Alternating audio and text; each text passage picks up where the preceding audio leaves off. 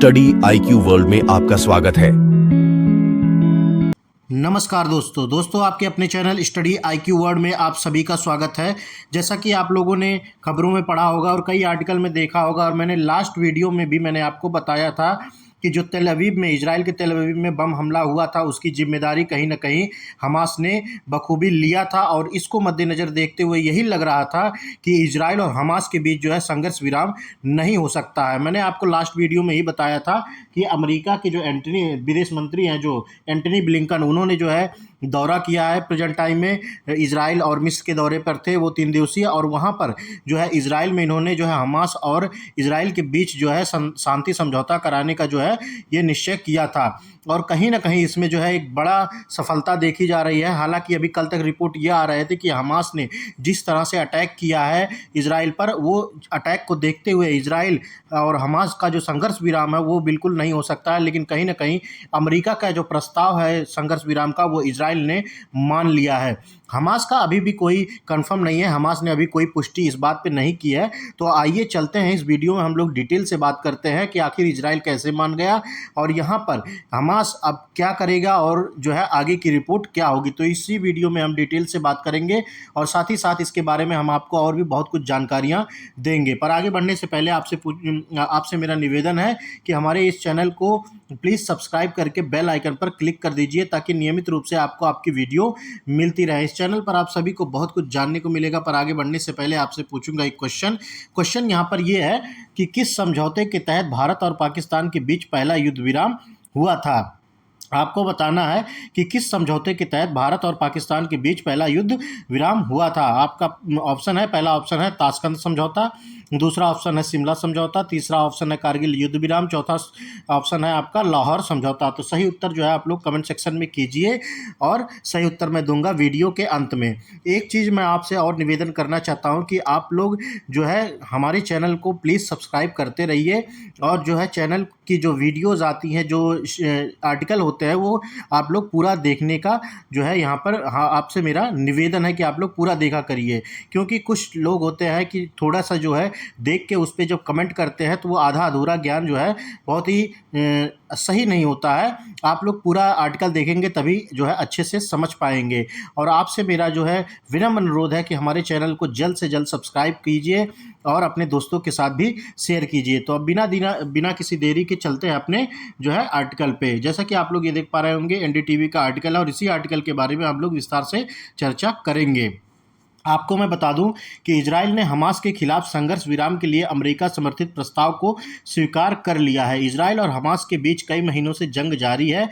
खबर के मुताबिक अमेरिकी विदेश मंत्री एंटनी ब्लिंकन ने इसकी जानकारी देते हुए हमास से जो है ऐसा करने का आह्वान भी किया है। हालांकि मैं आपको ये बता दूं कि जो हमास के लीडर हैं, उन्होंने अभी तक किसी प्रकार का जो है समझौता अभी नहीं किया है, और ना ही इसका कोई जो है उन्होंने इंडिकेशन दिया है, ना ही कोई ऐसा कुछ जो है कहीं किसी आर्टिकल में आया है। हालांकि आपको मैं बता दूं कि इजराइल जो है हमास के बीच जो समझौता करने के लिए अमेरिकी विदेश मंत्री आए थे, वो समझौता इन्होंने इजराइल की तरफ से हामी भर दी गई है। अब देखना होगा कि हमास क्या करता है।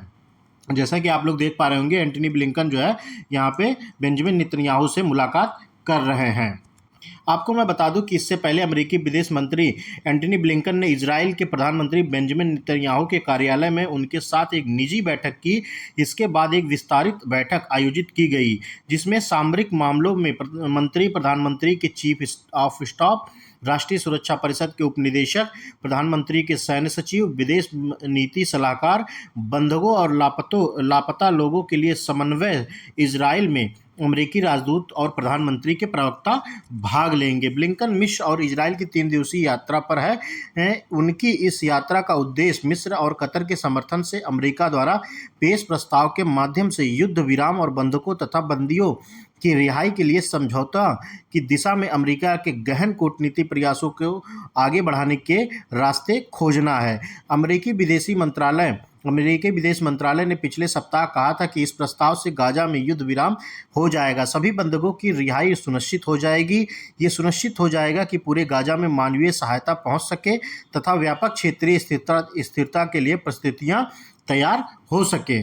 जैसा कि आप लोग जानते होंगे, यहाँ पर ये जो इजराइल है और यहाँ पर प्रेजेंट टाइम में जो मिस्र का भी दौरा ये एंटनी ब्लिंकन कर रहे हैं, और यहाँ पर कहीं ना कहीं कतर को भी जो है यहाँ पर ये अप्रोच करने की कोशिश कर रहे हैं, क्योंकि यहाँ पर अमेरिका का स्टाइल, मतलब अमेरिका का अगर मान लीजिए डिप्लोमेटिक तरीका यहाँ पर ये भी है कि अगर मान लीजिए यहाँ पर हमास जो है नहीं अगर ये मानता है जो है युद्ध विराम के लिए, तो यहाँ पर कहीं ना कहीं जो सऊदी अरेबिया, कतर हुआ और इजिप्ट हुआ, ये इन सब देशों को जो है एक साथ लाके कहीं ना कहीं लेबनान और फिर ईरान, जो कि आपको पता है हमास के सपोर्ट में ईरान एकदम बखूबी पूरी तरह से आता है और लेबनान भी वहाँ आता है। और इन दोनों का जब अटैक, आप कई खबरों में सुन रहे होंगे कि आज अटैक होगा, कल अटैक होगा, लेकिन अभी तक अटैक हुआ नहीं। इसका बहुत बड़ा कारण ये भी है कि ईरान अटैक कैसे करेगा इजराइल पर। बहुत से उसके मिसाइल है जो इनके पास, आधुनिक मिसाइल इजराइल के पास है, जो ईरान का जो है कुछ मतलब इजराइल का कुछ बिगाड़ नहीं पाते। तो ईरान यहाँ पर क्या करने की कोशिश कर रहा है, जो रिपोर्ट आ रही है अभी तक, वो किसी बड़े टारगेट को जो है यहाँ पर टारगेट करने की कोशिश कर रहा है। तो हालांकि जो है आपको मैंने लास्ट वीडियो में भी बताया था कि अभी बेंजामिन नेतन्याहू और जो टॉप लीडर इजराइल के हैं उनको जो है अंडरग्राउंड कर दिया गया है। और यहाँ पर यही जो है यहाँ पर बताया जा रहा है कि अभी अमेरिका बीच बचाव के लिए यहाँ पर आया है, कि ताकि हमास और इजराइल के बीच में जो है शांति समझौता हो पाए और इस पूरे एरिया मिडिल ईस्ट में जो है पूरी तरह से शांति आ जाए। और हम लोग यही भी चाहेंगे, और सारी देश कहीं ना कहीं ये चाहेगी कि जो है इस एरिया में जो है एक शांति समझौता हो जाए और सब कुछ नॉर्मल तरीके से जो है पहले की तरह से हो जाए।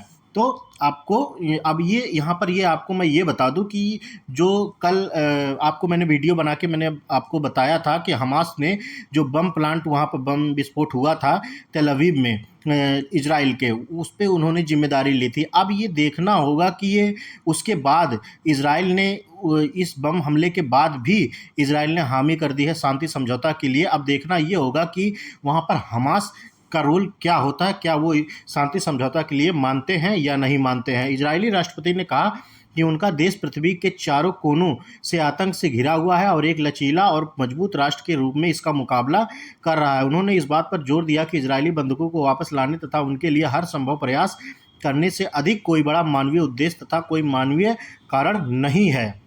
अमेरिकी विदेश मंत्री ने कहा, अब समय आ गया है कि इसे पूरा कर लिया जाए। ये सुनिश्चित करने का भी समय आ गया है कि कोई भी ऐसा कदम न उठाया जाए जो इस प्रक्रिया को पटरी से उतार दे, और इसलिए हम यह सुनिश्चित करने के लिए काम कर रहे हैं कि कोई तनाव न बढ़े, कोई उकसावे की कार्रवाई ना हो, कोई ऐसी कार्रवाई ना हो जो किसी भी तरह से हमें इस समझौते को पूरा करने से रोक ले। उन्होंने कहा कि मैं जानता हूं कि इजराइल में यह एक तनावपूर्ण क्षण है, क्योंकि ईरान और हिजबुल्लाह अन्य स्रोतों से हमले की आशंका को लेकर गहरी चिंता है।